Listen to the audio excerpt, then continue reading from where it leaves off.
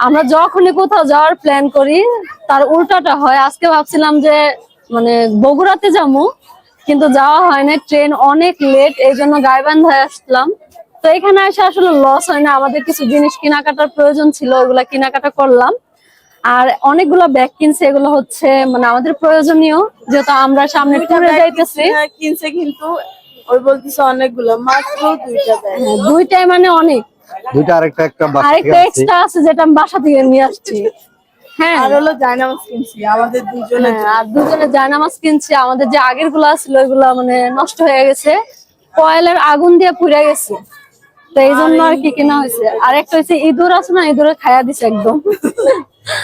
তো এগুলো হচ্ছে আমাদের প্রয়োজনীয় জিনিস, এগুলো কিনছি, একটু ঘোরাঘুরি কইরা কিছু খাওয়া দাওয়া কইরা তারপর হচ্ছে বাসায় চলে যাবো।